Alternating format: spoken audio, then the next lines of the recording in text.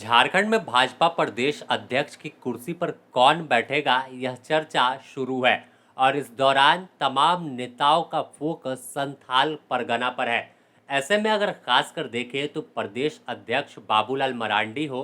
पूर्व मुख्यमंत्री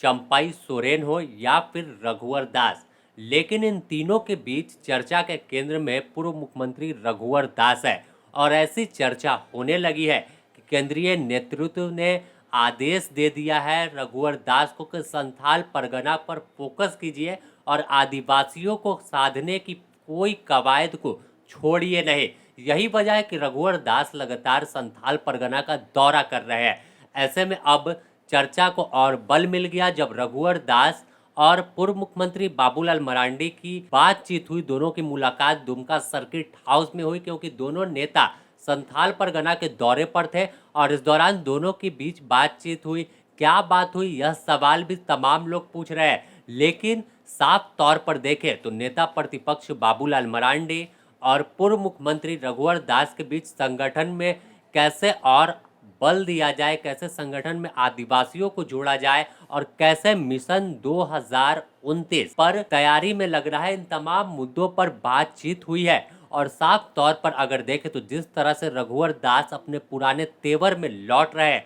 तो सीधे तौर पर इशारा है कि रघुवर दास को झारखंड के प्रदेश भाजपा में जिम्मेवारी मिलना तय मानी जा रही है। यही वजह है कि रघुवर दास का फोकस सीधे आदिवासी सीटों पर है। खासकर अगर देखें तो झारखंड की सत्ता की चाबी माना जाता है कि संथाल परगना प्रमंडल से मिलता है या यूं कह ले कि आदिवासी सीटों से मिलता है। अगर आदिवासी सीट पर कब्जा हो गया तो वही राज्य की सत्ता में काबिज होता है और यह जानकारी रघुवर दास बखूबी समझते हैं कि आखिर कैसे आदिवासी सीटों पर अपना कब्जा जमाना है। और खासकर अब जब जिम्मेवारी मिलने वाली है तो इसके बाद ही रघुवर दास का रूप और देखने को मिलेगा कि कैसी राजनीति, अलग तरीके की राजनीति रघुवर दास करते हैं और खासकर कड़े तेवर के नेता के रूप में रघुवर दास फेमस है। अब जिस आधार पर भाजपा जनता के बीच पहुंच रही है, तमाम उन मुद्दों को लेकर जा रही है कि कैसे राज्य सरकार ने 5 सालों में क्या किया,